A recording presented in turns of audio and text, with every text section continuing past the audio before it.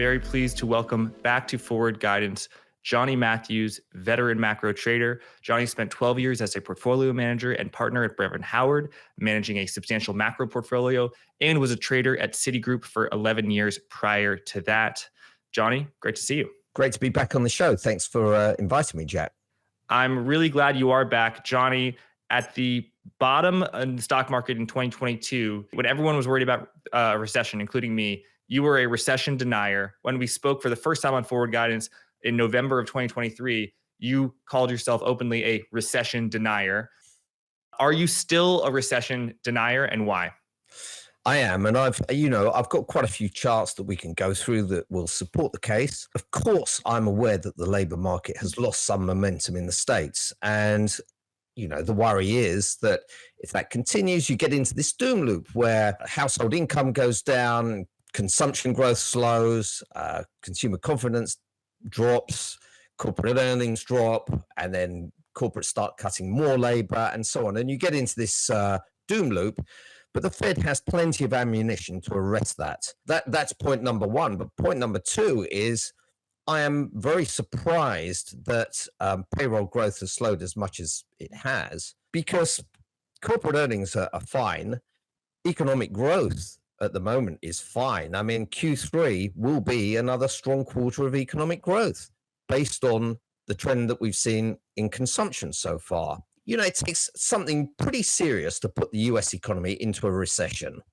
It really does. You need a pandemic, a global financial crisis, the US to declare war on someone, something like that. And we, right now, thankfully, we don't have anything like that on the horizon. I'm still in the camp that we won't have a recession. I don't even think it's going to be much of a soft landing. I think it's steady as she goes.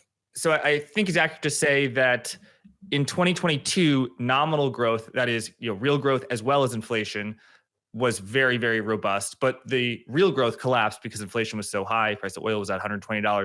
2023, inflation fell like a stone. And as a result, real growth went up a ton. So nominal growth fell, but inflation fell much more. So real growth went up. And the same has been true in 2024. So when you say Q3, the real growth for the third quarter will be robust, I assume you're referring to real growth, which factors into the fact, which benefits from falling inflation. Inflation, fell from 9% to 3% and 2.9%, and we're getting close. But when you say a soft landing, steady as she goes, I think real growth going up and as inflation falls, that is a soft landing, and that is what has driven the enormous rally in assets, bonds, but in particular stocks. Right? It's just falling inflation. It's also corporate income. Yeah, corporate income growth. But household income growth has also been quite strong. Household wealth has gone through the roof. And of course, households, really, the savings rate has dropped, but that doesn't mean to say they're not saving. They're still saving. The savings rate is down to 2.9%. But it's a fallacy to say, oh, well, all these excess pandemic savings have been spent. They've just been blown on reckless consumption, and now no one's got any money left. That's just not true. Consumers are still saving something like $500 billion a month.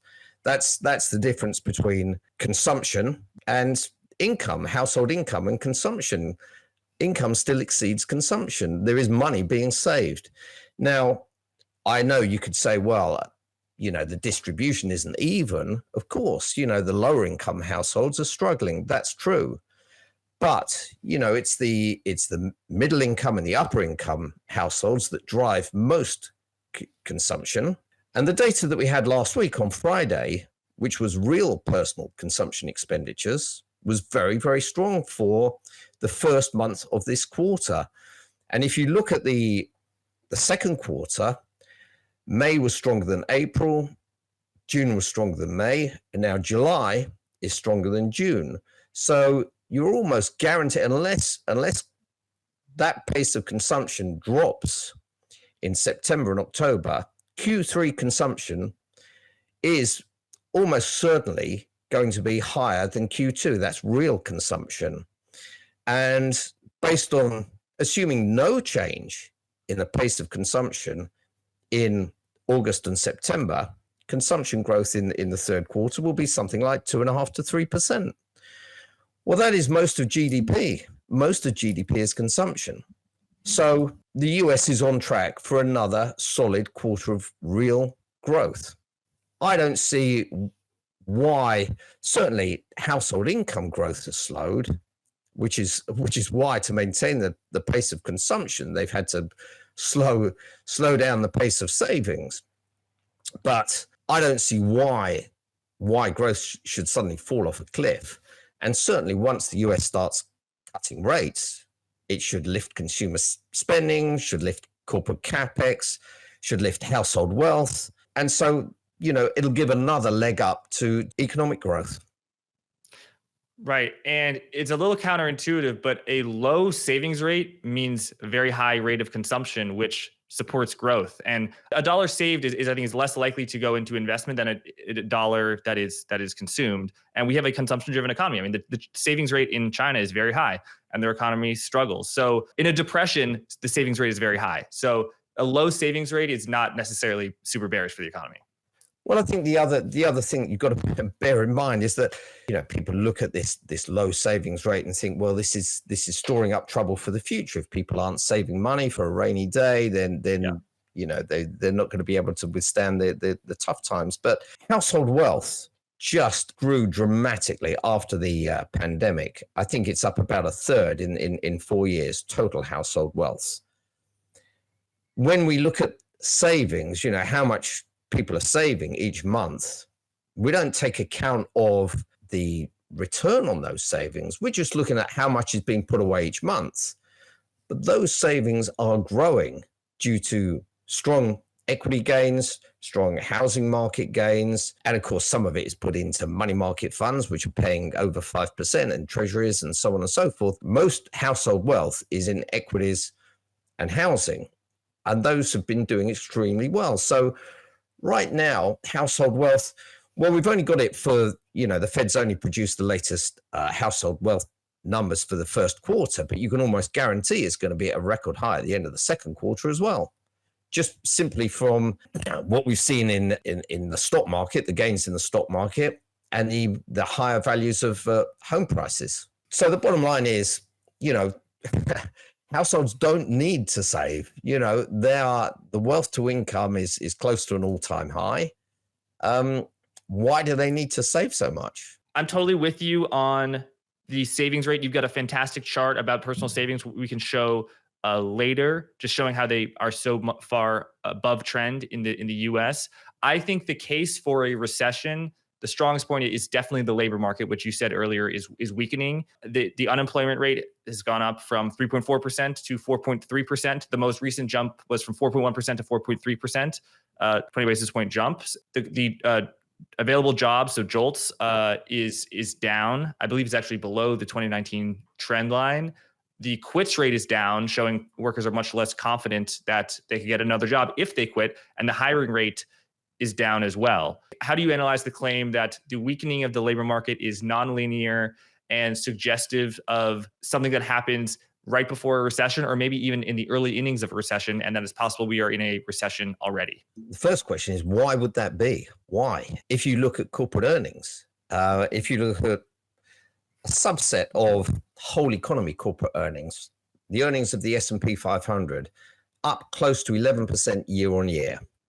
And I've got a chart, that shows corporate earnings and labor demand. It's JOLTS, job openings, which track each other quite closely. So, if corporates are making more money, they want to expand, that requires more labor. There's no reason for them to start shedding labor or really scaling back the pace of hiring. Earnings are just too strong. Now, this is S&P 500 earnings, but it's the same in the national income and product accounts, the NEPA accounts, which takes account of whole economy corporate profits. So that's unlisted companies, that's small businesses, and you've got a similar sort of profile there. It's more volatile, but year over year, corporate profits were up something like 8% in Q1. So if corporates are earning more, why would they need to scale back their labor requirements? I agree with what you say. Certainly, we've seen the hiring rate slow down. But it's interesting. We haven't seen any pickup in the pace of layoffs. In fact, I have another chart showing the layoffs and discharges from the JOLTS survey, which is, matching its record low. That's right. The Challenger layoff announcements, that's a 3-month average. The most recent point for July was 25,000, which is an all-time low. We're not seeing layoff announcements. I know the weekly jobless claims picked up during the summer, but there's some distortions from since the pandemic, throughout the seasonality. You've got the auto plant shutdowns that drive an increase in layoffs. And we saw the same thing last year. Layoffs went up during the summer and then came down in the fall. I think we're seeing the same trend this year. Of course, I could be made to look very stupid this Friday when we get the payroll print. But when it comes to the unemployment rate, you're right. The unemployment rate has gone up from 4.1 to 4.3%. Most of that was driven by an increase in the size of the workforce. And let me make one point about that unemployment rate. It comes from the household survey. This is a survey of 60,000 households. You got 160 million people employed in the US. The household survey goes and surveys 60,000 households and asks people, have you got a job? And if you haven't got a job, are you looking for work? And that is the basis for the unemployment rate from the household survey. It's wildly inaccurate and volatile, but that's the tool that we've got to work with. And what you can see in this chart is that the labor force grew in line with the pace of employment growth up until about a year ago. And then job growth in the household survey, this is the household survey, not the establishment survey, just the household survey, job growth has been kind of flatlining for the last year. But we've got something like 1.25 million more people in the workforce. And that is really what's driven up the unemployment rate. It wouldn't surprise me if it ticked back down to 4.1%. I could look very, very stupid this Friday if it ticks up another 0.1%. But, the central forecast is 4.2%. It wouldn't surprise me if it goes back down to 4.1%. I just don't see any good reason why the labor market should really be crumbling at this stage of the game. Wow. So you think it could go down? And you even said that the forecast for the unemployment rate is to go down to 4.2%, the median forecast. That surprises me just because historical evidence shows that the unemployment rate tends to drip down for many years at a time. But then when it goes up, it's unlikely for it to go from 3.4 to 4.3 and then go back down. It usually goes up a little bit more. And I understand the challenges of saying, well, the last 10 times this happened, that the yield curve, for example, inverted yield curve has led us astray. But I think most of the time, a tick up in unemployment has been quite severe and hasn't moderated. I don't know why that's the case, but I just know it is. Look, it's like any of these indicators, and Claudia San said this herself. When she was at the Fed, it was you guys that interviewed her. It was a great interview, or your colleagues at. We both did, yeah. Yeah, she was brilliant. She said she was asked to come up with some sort of early warning sign that the labor market was falling apart. So she went through the history and came up with this rule that, when the average over 3 months is more than 0.5% higher than the low point of the previous 12 months, that's when the trouble begins. And she's one of the first to say, well, it's not an absolute reliable indicator. That's how it worked in the past. And the same thing with the yield curve. People say, okay, the yield curve's inverted. That's a signal of a recession. Leading indicators from the Conference Board, we've had those signaling a recession. Credit standards at banks, tightening of credit standards will bring about a severe contraction in commercial and industrial loans and so on. That could be the start of a recession. None of these things have worked. None of these things have worked this time around. I mean, the yield curve first inverted 2.5 years ago. It then disinverted briefly, but 2.5 years it's been saying, okay, we're heading into a recession. And yet we've had extremely strong growth. Well, I suspect that, the labor market, by the same token, the labor market signals that we've had up to now are perhaps, they're flashing a warning sign, sure. But I don't think this means that it's about to just go parabolic, the unemployment rate. Besides which, we're starting at a point when the Fed has a lot of ammunition. The Fed can cut rates very dramatically here and really provide a lot of stimulus. Not that I think it really needs to go that far. If you look at financial conditions, they're already very easy. And by financial conditions, if you look at credit spreads, I mean, the corporate cost of capital with credit spreads this low and with equity valuations as high as they are, the corporate cost of capital is very, very low for those that have access to the capital markets. Do corporates really need that additional Fed stimulus? I'm not so sure. Maybe smaller companies who have to borrow from banks, there it's going to help if the bank lending rate comes down as the Fed lowers the Fed funds rate. But for the fixed income, for traditional bond issuers, it's certainly not that bad. And especially for the high yield guys, high yield spreads are super tight. A lot of what your economic analysis has an edge on asset prices, risk assets, equity valuations, and corporate credit spreads.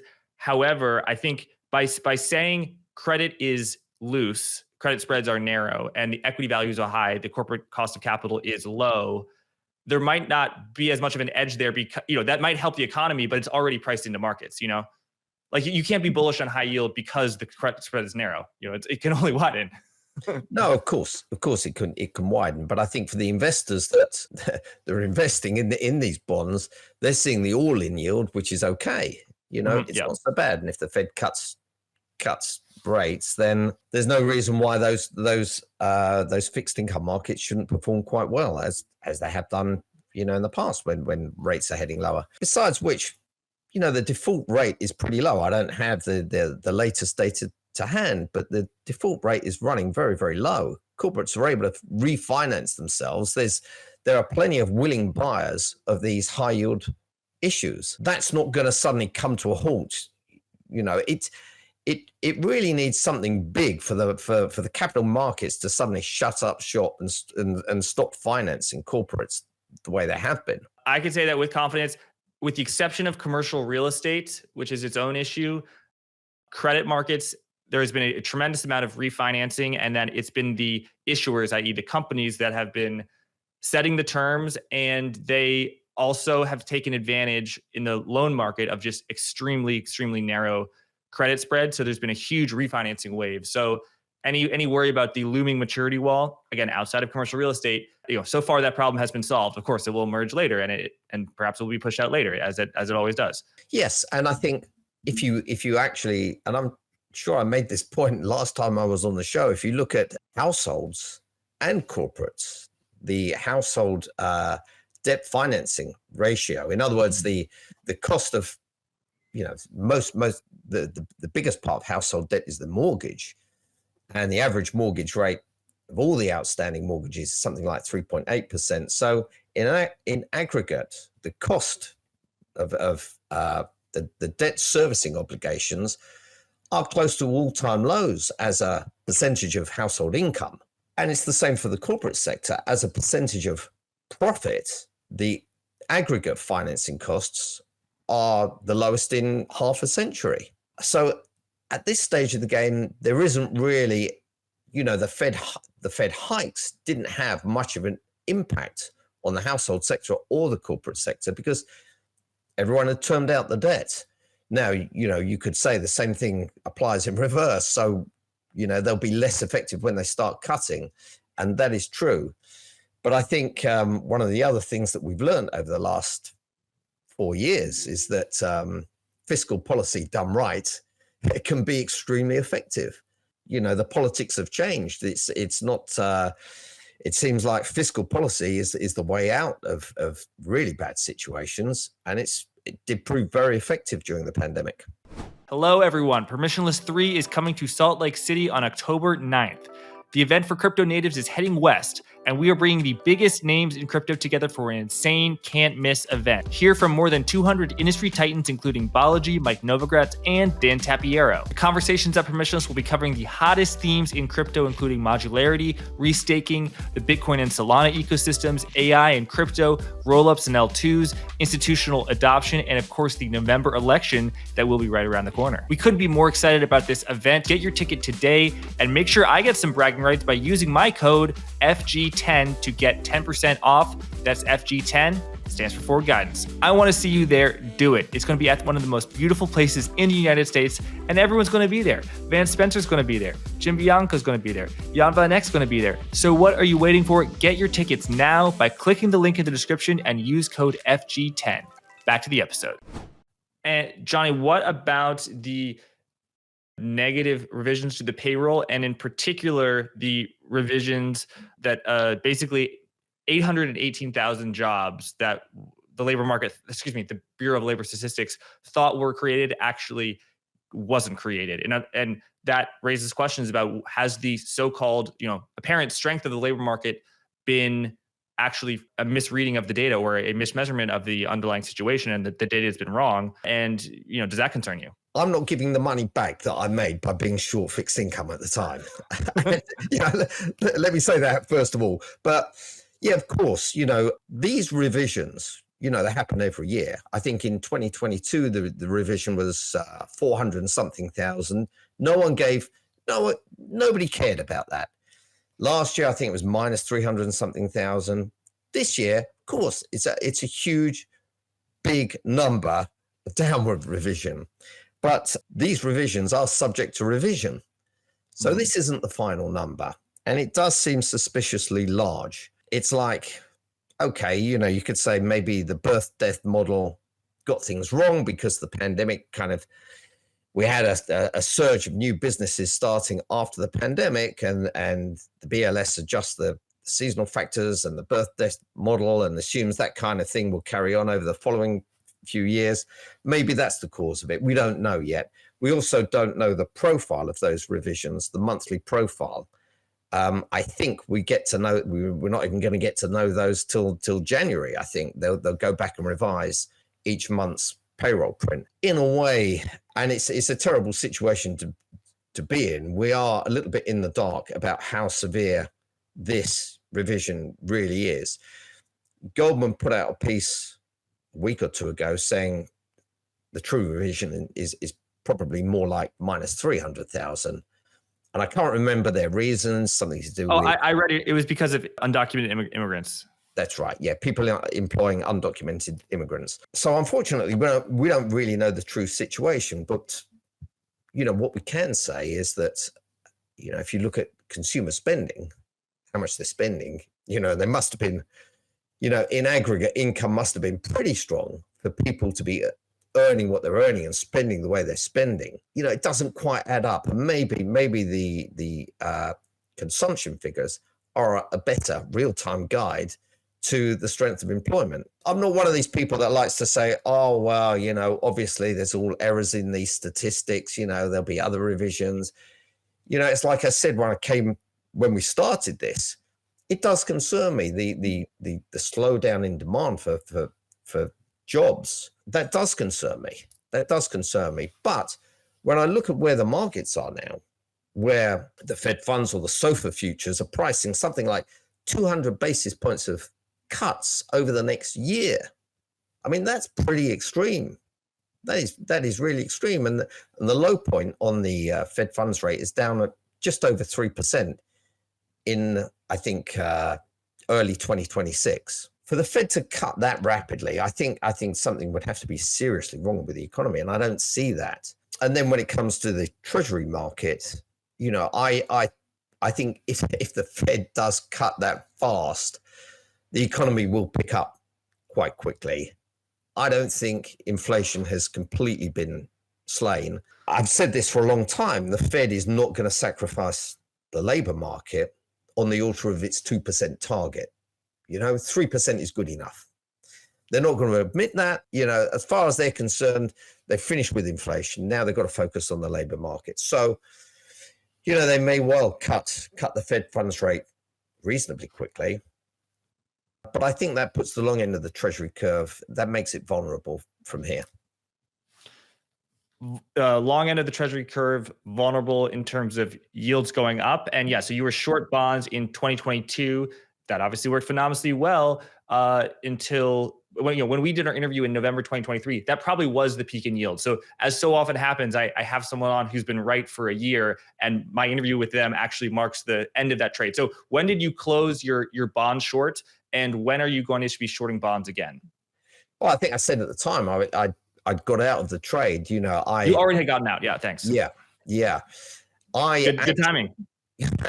Well, it's just I bought some calls to protect. I bought some calls and sold some out the money puts to protect the position, and I got taken out, and then I tried to re-enter it again and got stopped out, and then gave up with it. But soon after that interview, I started going short of SOFR, Dec 24 SOFR futures, when the market had priced in something like about 5.5 25 basis point cuts for this year. That was back in November. And that trade went a bit offside. I mean, the market priced in almost 7 by January, and then, came all the way back. I got out of that trade once the market was pricing something like 82 basis points of cuts for this year. That was in May, I think, April or May, out of that trade. But now, now the opportunity has arisen again. The SOFR futures between now and the end of this year are pricing in almost 100 basis points and a further 100 basis points for next year. I do think that's where the opportunities are in fixed income. I don't think we're going to have rate cuts that fast. And whatever rate cuts we do get, I don't think the 10-year Treasury yield is going down much further. Now, I've shorted that, but I've got a reasonably tight stop because I could well be wrong. I could well be wrong on this. If I'm wrong and the labor market continues to slow, then of course things could get ugly. I don't think that's going to happen, but if it does, and household income continues to slow and households pull back on their consumption and corporate earnings go down, then you're into that doom loop that becomes quite difficult to arrest. How do you as a trader prepare for, if you're wrong, interest rates are going to collapse, so you do not want to be short them? If you're shorting something at let's just say you're shorting it at 97, you want to buy it back at 96. But if there's a giant recession, it will go to 99 or something.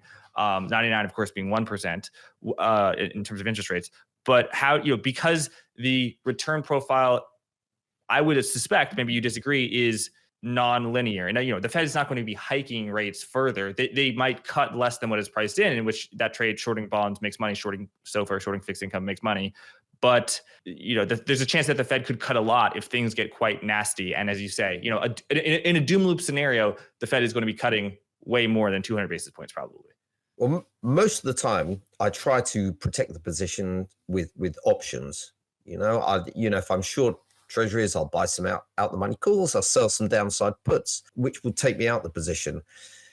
But also, I think quite often when things start to go wrong, you need to get out the trade. You need to know that you're wrong and not dive back in again. Or I'm not one of these traders that can say, okay, I got that wrong, it's all going to hell, I'm going to go the other way. I just get out the trade and do nothing for a while, reassess, and maybe re-enter the trade late, at some future date. But I find the best way is just, take it on the chin and move on. Just have a clean book and wait for a new opportunity. It never happens instantaneously. If we have a really weak labor market report this Friday, sure, treasuries will rally. I mean, maybe the 10-year drops 10, 15 basis points in yield, and that will look pretty extreme at the time. But, it won't, when it comes to cutting a position, it's never bothered me. Years ago, I've got to tell you, years ago, when I was at Brevan Howard, and I used to have to sit with investors, sit around a long conference in a table, and we'd have investors doing their due diligence. They'd come and ask some questions, and I'd sit there and answer and so on. And one of the guys said, "What is it that makes you a good trader?" And I said, my response was, "I'm very good at losing money." And you can imagine the pencils drop. There's silence in the room, and I explained, I'm very good at cutting positions when they go wrong. When it goes wrong, I'm out and I do nothing and I just leave it for a while. And that, I think, is just a prerequisite in this game. If you want to survive, you've got to be able to take losses and just move on. Yes. So it's not a, you have utter conviction that this is always going to, if the position is going against you, you're going to cut it. And anyone making a similar trade, I think, should follow the same practice. I guess, what about the scenario where inflation falls and the economy hangs in there, which I imagine would be incredibly bullish for stocks. But even in that scenario where you're right that there's no recession and that the economy's fine, what if the Federal Reserve still cuts by what's priced in? Are you thinking about that possibility? That, in other words, what has happened over the past year and a half, where inflation has dropped like a rock and the economy has hung in there, will continue? That is a possibility, of course. I can't deny that. But the way I see it, that's quite an unlikely scenario. I think we've had, as far as goods deflation is concerned, I think we're nearing the limit of that. Used car prices did a moonshot and then went into free fall, but that's coming to an end. The last 2 months, the Mannheim auction prices, this is a good leading indicator of the price that you're going to see in the CPI report. I think the Mannheim index of used car prices went up 0.5% in August, I think, and 2.5% in July, something like that. The declines in the CPI measure of used car prices are coming to an end. Energy prices, they're all over the place, but they've been a drag on headline inflation up until recently. Of course, services prices are the sticky part, and it's service prices inflation has declined a little bit, but nowhere near as much as the Fed might have hoped. So I think you've got a core kind of base level of inflation that's not going to go away anytime soon. And I think if, the Fed cuts rates and somehow provides some stimulus to the economy so that demand picks up, I don't see any reason why inflation should carry on falling. What about shelter CPI, owner equivalent rent, which is something like over 30% of CPI, which is quite lagging, and many people expect it to continue to go down because it for a long time has lagged spot rental prices. I mean, people have been talking about this for literally 2 years. Yeah, well, it lagged a long way on the way up. If you look at a chart of the CPI measure of rents and the Zillow measure of rents, index both of them to 100 at, say, the start of 2020. And the Zillow measure of rents just went through the roof. The CPI measure just never really caught it up. And now the two are normalizing.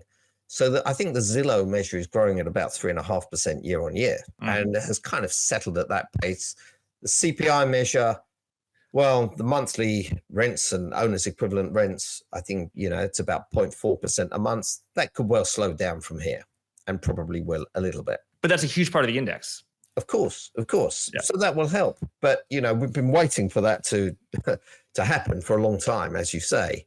And of course, there's other things that will eventually, slow down, like car insurance prices and other things that have been very, very sticky. The car insurance prices get set annually. And so whatever happens in any 1 month only has a small impact on the year-over-year rate. So we're still living with kind of 18%, 20% year-over-year rates of car insurance inflation. So those are very, very slow-moving components. But look, nobody is a genius at forecasting inflation. But I just feel like that what we had in the period after the financial crisis, with ultra-low rates of inflation and Fed funds rates, that was a real anomaly. And the Fed and every other central bank were really scared about deflation taking hold, and were doing everything they could to get inflation higher. I mean, 4 years ago at Jackson Hole, Powell was talking about this average inflation targeting. This was the latest thing, they were going to do, because inflation they just couldn't get inflation high enough. Well, now, that's all changed now. That's, that 2 years ago, they wanted to raise rates as fast as they could. And now we're in a situation where they're teeing up the rate cuts. Nobody is great at forecasting inflation, but I just suspect that, I don't know for sure, I suspect we won't be getting back down to 2% over the next, certainly 6 months, and probably not in the next year. But, we'll have to wait and see. Okay, so you're short fixed income, so you're short the SOFR curve, and then are you also short the long end, the 10-year, the 30-year? Yeah, I just recently I've gone short the 10-year, but this will really, really depend on this Friday's payroll print. Nobody possibly can be brilliant at forecasting this. Every month there's about 6 million people employed, and 5.8 million people leave their job, either voluntarily or because they're fired or whatever. And that difference, that 200,000, is what makes up the increase in non-farm payrolls. So, there's two very big numbers, and the difference between the two is the employment growth. And then we have the unemployment rate from a completely separate survey. There's a lot of moving parts, but I just don't see why it is that the labor market should completely fall apart based on consumption growth, based on corporate profit growth, and based on just the trend that we've had and the extremely low level of layoffs. It's, I don't look, I could be wrong. I could end up with egg on my face in 3 days' time, but I don't see it falling apart just like that. And what if you do end up with egg on the face and the unemployment rate shoots up again? How much more deterioration in the labor market do you have to have before you change your view and you think, actually, the odds of a doom loop in the labor market are increasing a little bit? Well, I think, in all honesty, if it goes above, if it goes above 4.4%, then, as far as I'm concerned, then something has changed. For that to happen, I would have expected to see more of a pickup in the pace of continuing claims. They rose, but then they steadied off, and part of that was this summer increase in initial jobless claims. Well, those are declining now, and all the other indicators of layoffs are still quite low. Like I said, the JOLTS layoffs and discharges, the Challenger Gray and Christmas layoff announcements, the WARN notices, all this stuff these are all forward-looking indicators, and they're signaling a low level of layoffs. Weekly initial jobless claims of 230-something thousand is very, very low. I mean, for the labor market to start falling apart, I'd expect those to be north of 300,000. We're nowhere near that, and we're not trending towards that at the moment. So, and those are quite, they're almost a real-time indicator of the health of the labor market. Yeah. And then, of course, and I'll say it's not massively reliable indicator. And if you look at the NFIB small business survey, the plans to hire ticked up a few months ago and stayed at this somewhat higher level, kind of suggests that there is still demand. And when you read the comments in the ISM reports, not that the actual employment components have been anything like a reliable indicator of job growth, but when you read the comments, a lot of the comments, the S&P Global PMIs and in the ISM surveys, they're still having difficulty finding labor. Really? Yeah. You read the comments, labor availability is still a problem, still a challenge. Interesting. Okay, so you're short bonds. What do you think about opportunities in other markets, whether it's currencies, stocks, credit, commodities? What do you have your eye on and why? I've got to tell you, I had been very doubtful about US equities, that the earnings growth come through to support the valuations that these stocks are on. But I've got to be honest, they have. And every time implied volatility was incredibly, incredibly low. So you could buy some short-dated puts, really not waste a lot of money, and occasionally maybe there'd be a bit of a pullback, you get a payout. That trade has been much more difficult since we had that carry trade unwind, which I really thought was a bit of a storm in a teacup. Implied volatility is much higher. There are less opportunities to just buy some cheap downside puts and maybe make a fast buck if the market pulls back. I think when I came on your show last time, I did speak about the European banks, and I had a pretty substantial position in European banks, but I got out of that. They did really well. I'm out of that now. I've just taken a small position in mining stocks, European mining stocks. Well, they're mainly UK mining stocks. And that's a very non-consensus trade. These are deep value stocks. They really are. These miners can earn money with iron ore at the current prices easily, earn plenty of money. Dividend yields are high. The valuations are incredibly low. The big risk is further slowdown in China. But I think the rest of the global economy is strong enough to support the valuations where they are. I'm not going to run that a long way. If that goes much more offside, I'm going to get out of that. And when it comes to currencies, I am long sterling, and I do think that sterling, it's as a country now, the UK almost certainly has the most stable political situation in the G7. Let's face it, the rest of you guys, it's pretty unstable. If you look at the labour market, I mean, we've got issues with our labour market data here in the UK as well, but the unemployment rate ticked down from 4.4 to 4.2% at the latest, reading. Can't rely on it. It's the survey response rates from the labour market questionnaires have been pretty low. That survey's being revamped. That's all we've got to go on. If you look at wage growth, now far exceeds inflation. For a while, wage growth, people were being screwed by the cost of living crisis, but now wage growth is far above inflation. So real incomes are on the up and up. Our PMIs are pretty strong. GDP growth in the first half of the year was running at an average of, I think, something like 2.5% or so in the first half of this year. So the economy is doing pretty well. I think the Bank of England won't lower rates as fast as the US, even though they've got a head start. I don't think we'll see a cut from the Bank of England in September. I think the next cut will come in November. And if you look at yield spreads, real yield spreads, so you take 10-year inflation-linked gilts and 10-year tips and everything, the UK looks, or just nominal spreads. The UK sterling looks in better shape. In the UK, we had a series of mini crises. I mean, we voted to exit the EU. We had the Brexit thing that did a lot of damage. We had the Liz Truss budget fiasco that did a lot of damage.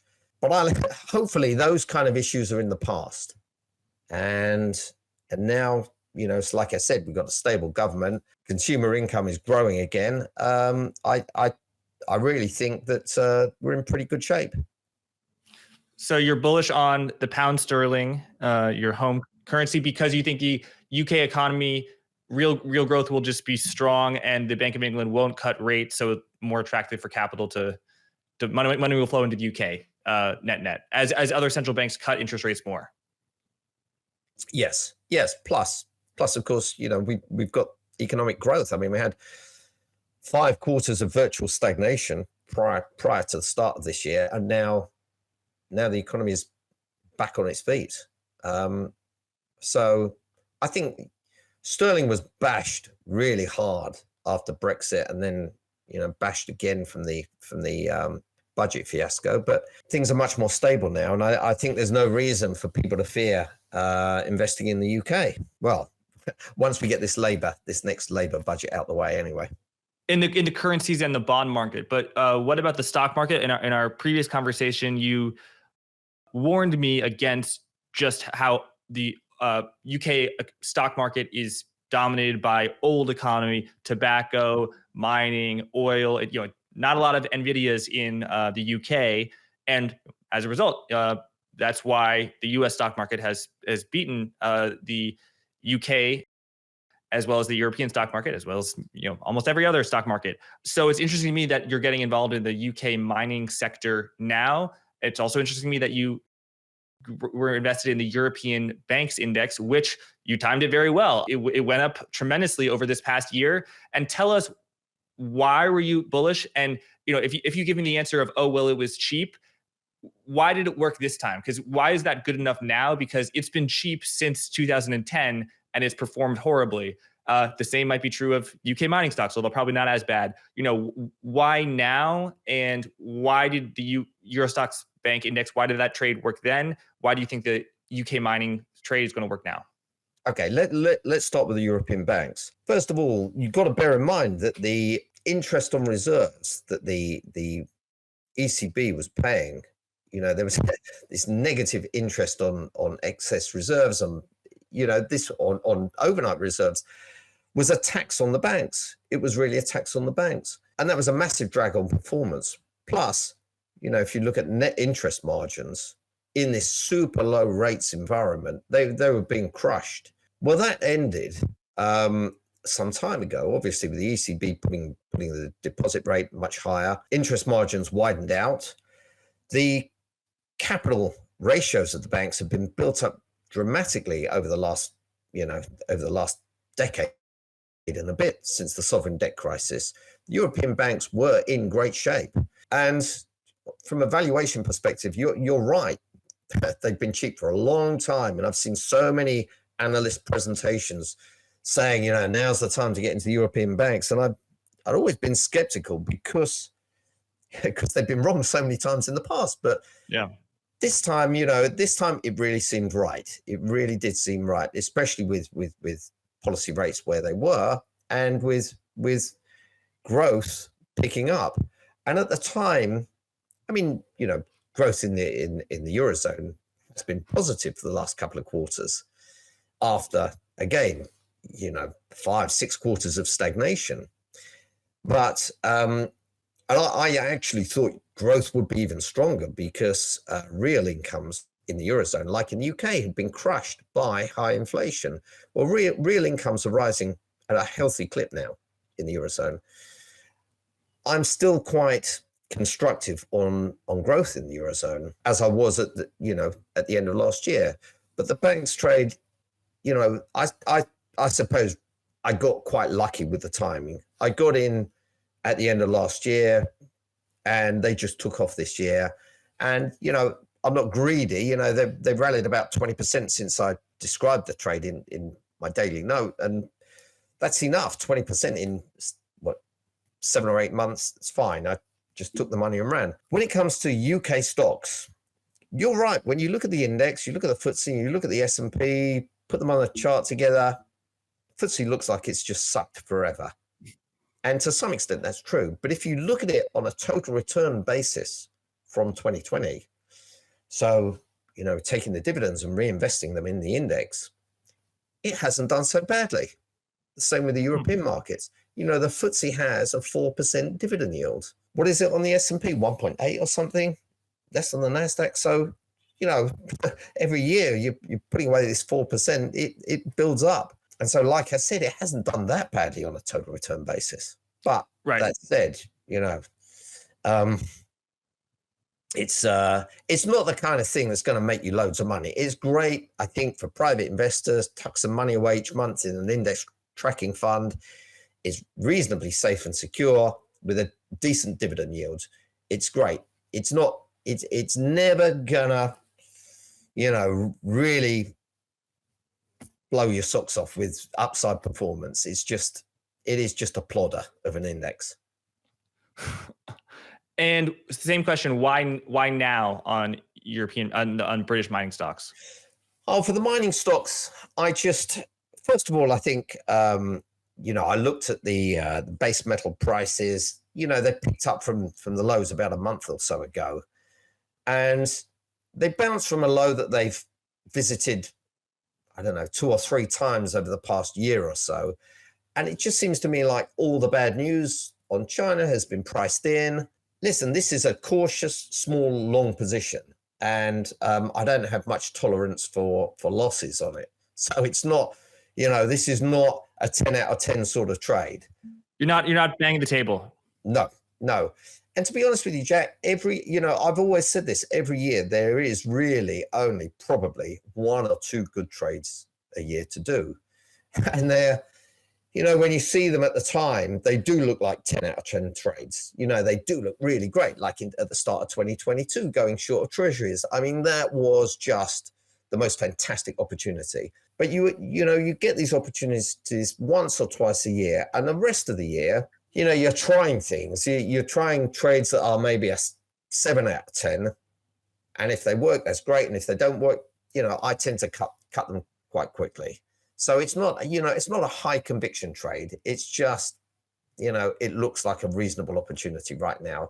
I've got more of a conviction on the rates trades. Is your shorting rates trade now, is that a 10 out of 10 trade? Is that a home run trade? No. If it was 10 out of 10 in 2022, when I think about the kind of notional size I had on at the time, this is about in position wise, it's about a 3 out of 10. But in terms of my conviction, it's more like a 6 out of 10. But I just don't have it on in that much size just yet. I want to get this payroll print out the way. If this payroll print isn't horrible, then, I know I'll be selling into a low, but, that's what I'm going to do. If the payroll print isn't horrible, you think interest rates will rise, which means the contract that you're long will go down, which means you're going to short more, which means you're selling at the low. Yeah. Yeah, correct. Got it. So have you had a home run trade this year yet? You said you only get 1 to 2 home run trades a year. Oh, yeah. Have you had one yet? Yes, like I said at the start of the year, the SOFR futures that went a bit offside at the end of last year when they're a bit offside in January, they were pricing almost 7 25 bit rate cuts, something like 170 basis points were priced in. Once they got down to 80 basis points, that was a really good, decent amount of profit.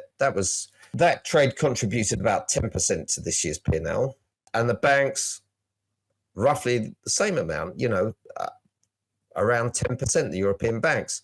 And then I've given some money back on other lower conviction trades. So my portfolio is up about just over 19% for the year to date. What are your other trades? I mean, I was going to ask you about 2 things. I'm interested in gold and then China, but if you don't have any real commentary on either of those, you can pick something else. Well, gold, yeah, I do. It's quite interesting. If you look at the retail participation in gold is almost non-existent. Just by looking at the ETF, the gold ETF. AUM.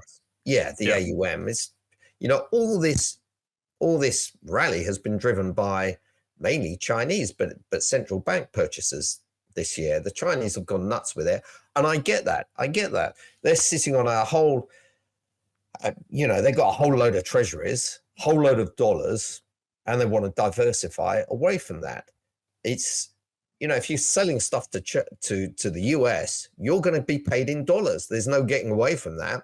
Okay, you want to do something with those dollars. Well, you can stick them in rubles if you like, but gold seems like a much more sensible option, and that's what the Chinese are doing. So they're getting out of their dollars into gold, and it's like I said, the retail punter hasn't really gone nuts with this trade. So I do think that could have more to run, but to some extent, it's a different flavor of the same trades that I have on now. I'm short the dollar against sterling. I'm short treasuries because I think inflation has reached a low point. I do think the Fed will cut, which makes the carrying cost on gold that much less. But do I want another headache by being long gold? Well, not really right now. I had some fun with gold, I think in 2019, but I haven't really messed around with it recently. Of course, I missed this whole recent rally, but other trades, no, it's like I said, I try to be very selective. I'm not one of these guys that has a massive portfolio with a bit of this and a bit of that and offset it with something. And, I'm trying to find the really clean expressions of a particular macro outcome and not have too many different expressions of that trade. You just got to find the, one way that you think is going to work the best and choose that to invest in or short, or however you're going to do it. Maybe it's through the option market, maybe it's through credit, however you want to do it, but you don't want to have too many different flavors of the same trade. And China, I think they're going to have a tough time. I don't think they're going to see 5% growth rate again for some time. It's just the problems are that the central government debt, the central government doesn't want to. The debt to GDP is very, very low, and they like it that way. And all the excess debt is in local governments, which are the ones that provide most of the financing for infrastructure projects and everything else. And the banks. And the banks, yep, and the banks. And the real estate is just going down and down. I mean, it's been something like 13 months of price declines in these Chinese house price indices, 13 consecutive months, year over year. The drops are significant. The real estate developers, the bonds are trading at ridiculously distressed levels if they haven't, if they're not in some sort of administration anyway, being worked out.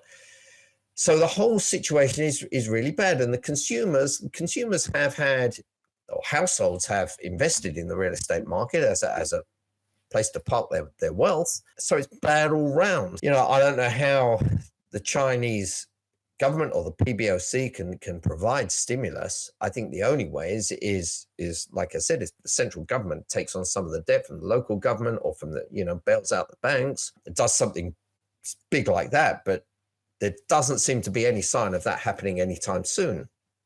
So for me, I think it's just more of the same, growth continuing to slow.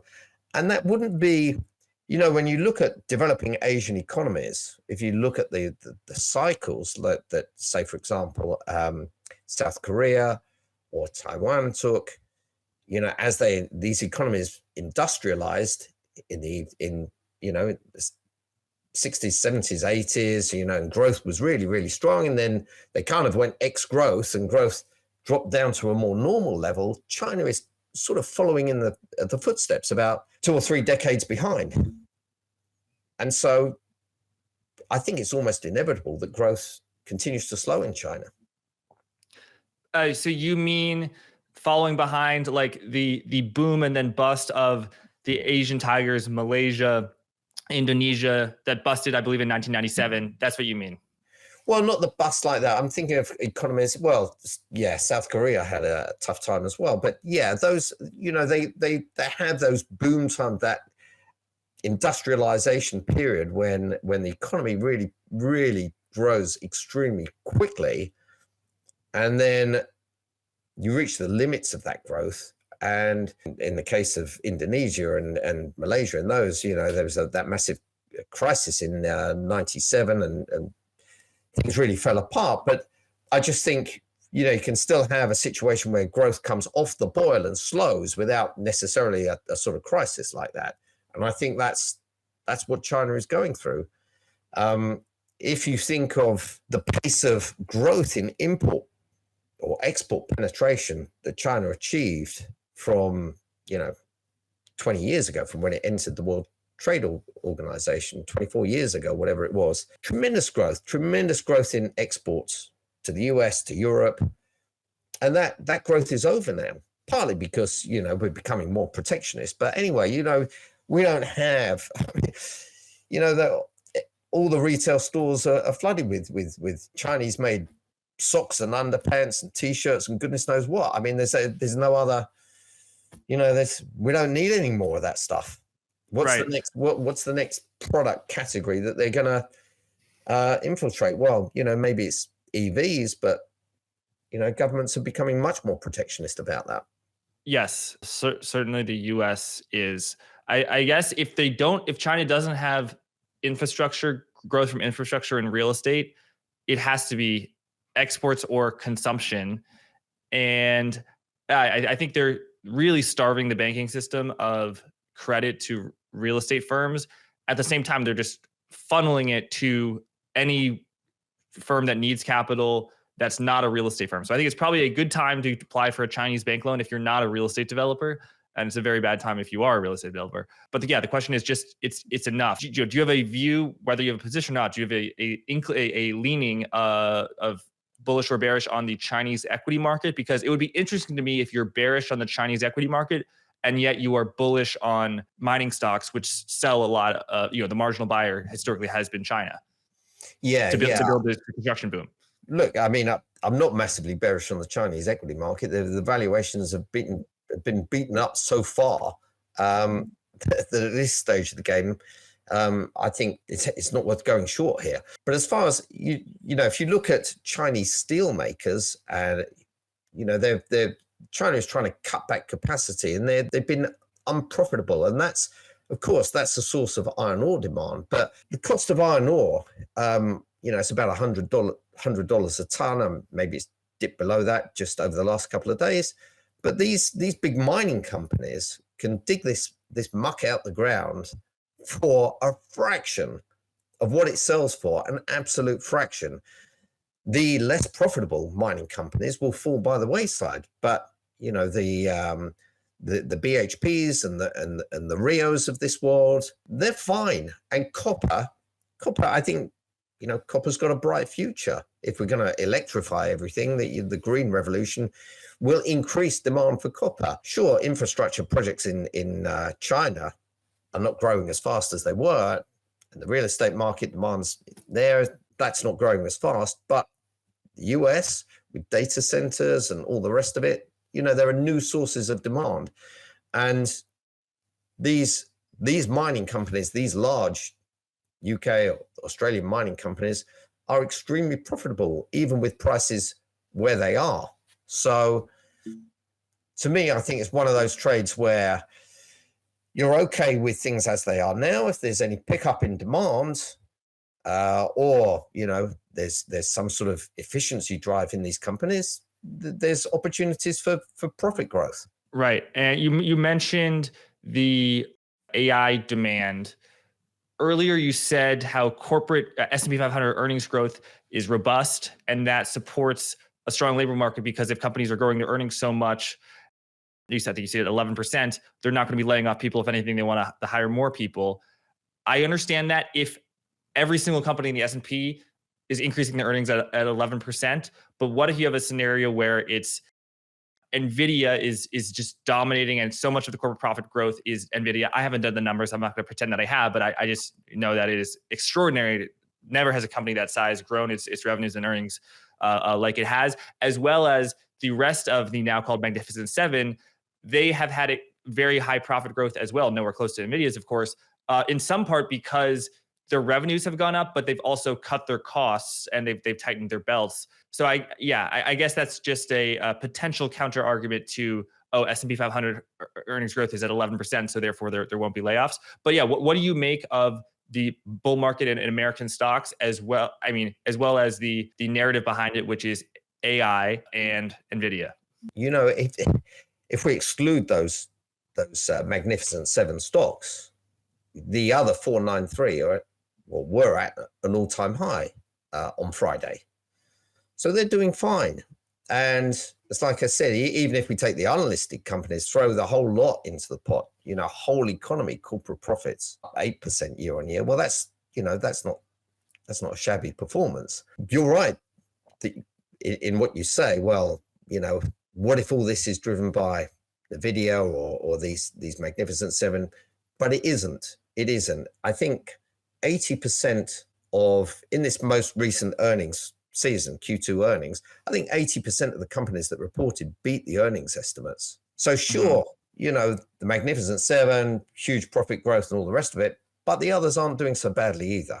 The others are doing fine. Yeah, I mean, if it was just the Magnificent Seven driving all the profit growth, then that would be a problem, especially since, the main thing there is efficiency. But as far as AI is concerned, it's got great potential, but I think perhaps people are getting carried away with what it might be able to do, because it's not something that new. It's just, it's just been enhanced from something that we had previously. I don't see this a kind of step change in intelligence. If I'm online to for example, my bank, and I have one of those little chats pops up, and I go through the questions there, it's like I'm talking to an absolute bloody moron. And it's no different to how it was, for example, 5 years ago. So whatever. But what if that becomes ChatGPT, or what if it's at the level of a advanced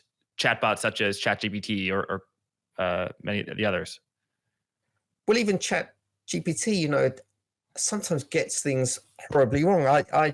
I wanted to make sure I wasn't writing nonsense when, I think I was writing about how, this is probably 18 months ago, something like 18 of the prior 21 payroll prints had been above analyst median expectations.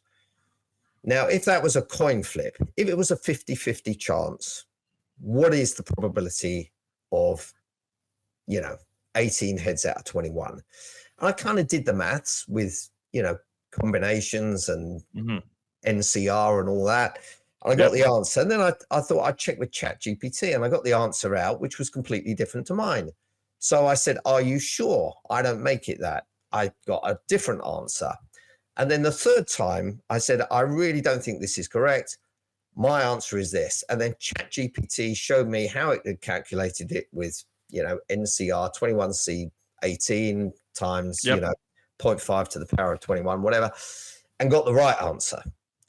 So to me, it's not the cleverest thing out there. And it's great. It is a productivity enhancement. Sometimes, I might be asked to produce a legal document for something to do with my business. Well, I don't need to go to a bunch of lawyers and pay, a couple of £1,000. I can just ask ChatGPT, produce a legal document for so-and-so, and then I can tell it to enhance it, to do this, to do that. And I get exactly what I want. So, it's got its uses, but I think, people that are frightened that it's going to take over the world, or we're going to have a sort of, Terminator scenario with AI, you forget it. It's just not that clever. Well, I think long-term, over the next 100 years, that's a lot of time for anything to happen. But I guess I could see your argument over the short term that it's not going to be as transformational as might be priced into the equity market. And if demand for NVIDIA's chips is high, we're seeing that in the profits, already, and the revenue growth. But in terms of the users, of the people who are buying NVIDIA's chips, that definitely remains to be seen. That has not materialized yet. Yeah, and you look at these large tech companies like Meta and Microsoft, spending, I think, between them over $100 billion on AI and NVIDIA chips. Maybe it's several $100 billion. It's a lot of money. And I just wonder if they're really going to get the returns. But, we just don't know. To me, I can see tremendous opportunities for enhancing productivity in the tools that those companies provide. So, maybe they will. I don't know. I don't know how they're going to charge for that. They spend all that money on these tools. Are they able to recover it from the users? I don't know. When so much stuff is given out for free, like ChatGPT, you can just use for free. But, another example of, where it is limited. And I think it was in something you put out, either you or, one of your colleagues, these music sites where you can just say, I want a song about, strawberries in the winter or whatever it is in a particular style. And there, bam, you get a song with the lyrics and the tune and everything's put together for you. But really all it was doing was just looking at this back catalogue of tunes and taking out chord sequences and so on and putting something together and effectively plagiarizing the work that was there. So, it's not super intelligent. It's just, it can be a productivity enhancing tool and that's it. Jonny, it's been great to catch up with you, hear your views. I love your note, the super macro note. Tell people about why you started that, what's in the note. as well as your recent joining of asset management firm Fortum Capital. After I quit Brevin Howard, I was asked to provide some macro research for a broker. They said that the broker sent it out to their clients. I then developed that and created my own website and started providing this research to well, it goes to hedge funds, it goes to investment banks, it goes to family offices, and it goes to retail investors. And what I try to do in the note is just to make the economic reports clear and give some context to them and give my opinion for what these economic reports mean, what the implications are for stocks, bonds, and currencies going forward. So that is my super macro note. It's a daily note, and the weekend note is full of it's kind of a summary of the week and what's gone on in the markets and where I think the opportunities are.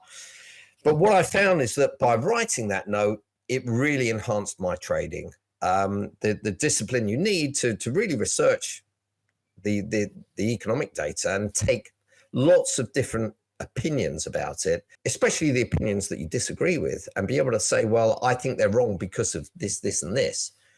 That discipline and producing something that's readable each day and each week really gave me some in-depth insights into the markets and to what are likely to be good trades.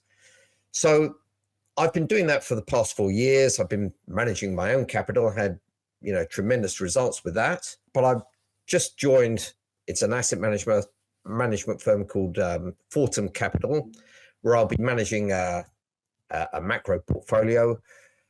Fortum Capital has about 2.3 billion in total. I'll have a small portion of that. I do intend to continue writing my notes, because that is what clarifies my thought process. That is what makes the investment decisions that much more profitable and it also, and the one really important thing it does, it stops me getting bored and just doing some stupid boredom trade, hunting some S&Ps or whatever. That is a really good point. And people can find you on Twitter at super_macro. Jonny, do you think that you are a better trader now than any other time in your life? And, I assume that now versus when you were 30 years old, you were probably had a higher energy level and higher focus maybe than now. I don't want to assume anything, but have you, more than compensated that with the experience and knowledge? To be honest with you, when I was 13, I was working for an investment bank. I was working for Citigroup. I was a derivatives trader. I was managing options on equity indices. I've got to tell you, it was so easy. The job was so easy. The spreads were wide, the spread on implied volatility, and we were doing complex products like variance swaps. We were very, very early into variance swaps. Huge spreads on those products. It was like, honestly, you didn't really have to work that hard. Really, in those days at an investment bank, it was really super easy. Then, the next leg was when I went to Brevin Howard. At first, I thought, I really don't know what I'm doing. I honestly, it was a struggle at first. It took me a year or two to really get to grips with macro trading and understanding what's the big picture rather than relative value and that kind of stuff. But throughout my period there, we had in-house economists, and I suppose there's a natural tendency to weight their opinions kind of higher than your own opinions and higher than the rest of the market, and to follow them. And they weren't always right. But when you're on your own, completely on your own, and you like I do, I have to produce the research, and I do take inputs from other research firms. I read their research, and I do my own research and, capture the data from Bloomberg and as you saw in some of those charts, represent it. What does this mean? This is going up, so that line should go up, that kind of thing. That is what really gives me a much better insights. And I would say that I am actually working much harder now than I ever did, when I was 30 at Salomon Brothers and Citigroup and all that. So, and I prefer it this way. I mean, I much prefer it this way. And so, yes, it's funny for you to say that it was easy. And so you weren't doing a lot of discretionary, oh, I'm going to go long the euro against the dollar. I'm going to short Japanese government bonds. It was more a client of Citi wants to do a spread and I've got to execute it for them, and I'm going to execute it in a smart way, and the spread's going to be wide and we're going to make money. And then, so that's what you said when you go into transition, it wasn't relative value, i.e. going long the August 31st call and then going short the August 6th call against it. It was actually taking those discretionary bets, and that was the transition. But now you feel like you're doing your own analysis rather than relying upon economists who, as Jay Powell notes, are often wrong. Yeah, I think at the time, certainly, for me at Citigroup, it wasn't a unique to me, but we thought as traders, we read Liar's Poker. That was the kind of trader I wanted to be, an obnoxious, horrible shit, basically. And and it was very, very easy to make money. And we would often do trades where we thought they were proprietary positions. It was very easy to go long of some options, to have that big option portfolio, which was bleeding money each day in theta decay. Mm-hmm. But that was offset by the customer trades.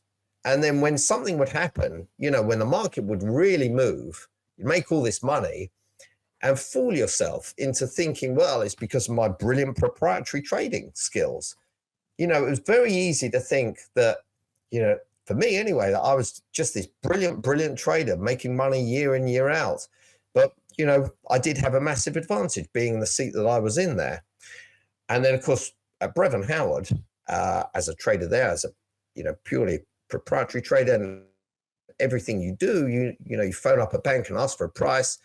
And as soon as you do a trade, you're offside. You've paid the bid offer spread. So you're offside as soon as you put a trade on. So you've got to be pretty sure. And a lot of the stuff that I did at first was, perhaps a little bit more complex than buying this call and selling that call.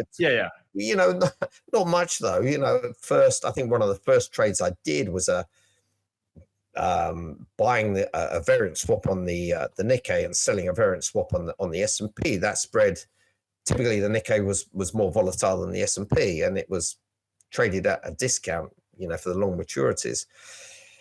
But then 2007, there was a financing scare, short-term financing market. The TED spread blew out, and I think the Fed did an emergency cut, and that really scared me.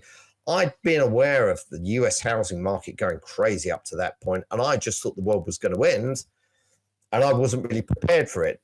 Now, as it happens, as we came towards the end of 2007, things calmed down. And, to me, that was the best opportunity to absolutely load the boat with variant swaps, with put spreads on the DAX, with just you name it, every sort of bearish trade, which paid off. And it was, after that I thought, well, forget about relative value. It doesn't count for anything. You've got to get the macro picture right, or you haven't got a chance. It's as simple as that. Jonny, we had a great time in earlier this year at the Blockworks Digital Asset Summit. We had a macro panel. I was hosting. The panelists were you, Joseph Wang, Julian Brigden, and Jack, Michael I hope Howell. you're What? There we go. There we go. Perfect mug. And all four out of you said unlikely that there'll be a recession and risk assets will do well, i.e. stocks will outperform bonds. I got a little bit nervous that all 4 out of 4 seems like a somewhat crowded boat, but that trade has worked so far. It sounds like you're short bonds and you don't have a super confident view on the U.S. Equity market based on my sense. But is it fair to say because you're short bonds that you still prefer stocks over bonds? Oh, yeah. Yeah, I would say that's a fair view. I don't see corporate earnings falling off a cliff anytime soon. Sure, valuations are stretched, but the US economy is doing well, and corporates have managed to grow their earnings over the last, I don't know how many quarters, and the pace of earnings growth has accelerated in the first 2 quarters of this year. So it's very, very hard for me to get super bearish of US equities, really. I mean, I can, the only reason for it is to say, well, valuations are really stretched and there's too much dependence on the Magnificent Seven. But the other 493 are doing fine. So, I don't see why things should really fall apart. The only thing that does concern me, the real thing that does concern me is that if, for example, I'm right about short-term interest rates not coming down as fast as the market has priced, then there could be some disappointment in the equity market, but okay, so you could have a pullback, and if you could make some money from a pullback of 10% if you want to try for that. But I just think it's simpler and more straightforward for me to say, okay, well, I'm not going to worry about the equity market for now, but I'm happy to be short fixed income. There we go. And Jonny, as promised to our audience, this is your chart of showing how U.S. cumulative personal savings in the dark blue line are above the pre-COVID trend line in the dotted line. Yeah, people, I often hear, well, the excess pandemic savings have been spent. Everyone's skint now. So that's it.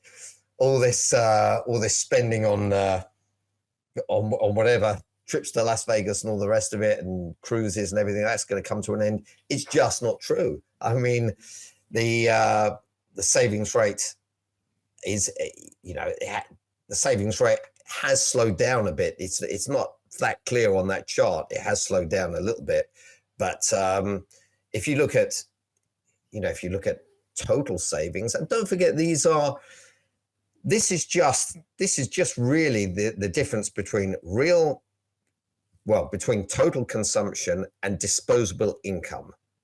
That's what this is. And or rather disposable income and consumption. What's left goes into savings. This doesn't take account of the increase in valuation on those savings, the uplift in equity values and housing values. And so if you look at a chart of household wealth, it has just rocketed in the last 4 years. So yeah, there we go. So the blue line is household net worth from the Fed accounts, the quarterly accounts. The red line is the S&P, and you can see really household wealth is very much dominated by equity values. These are directly held equities and indirectly held through pension funds and whatever. But since we had the last update on household wealth, the equity market's gone on to new highs. So it's quite reasonable to expect household wealth has taken another leg higher. So, I think that the US is in pretty good shape. There's no reason for consumers. I mean, if the savings rate suddenly, it's like we said before, if the savings rate suddenly jumps to 5 or 6%, then it's probably game over for US growth. Right. A high savings rate is not good for growth. Jonny Mathews, thank you. And thank you everyone for listening. Thank you, Jack. It's been a pleasure. Great to see you again. Thank you.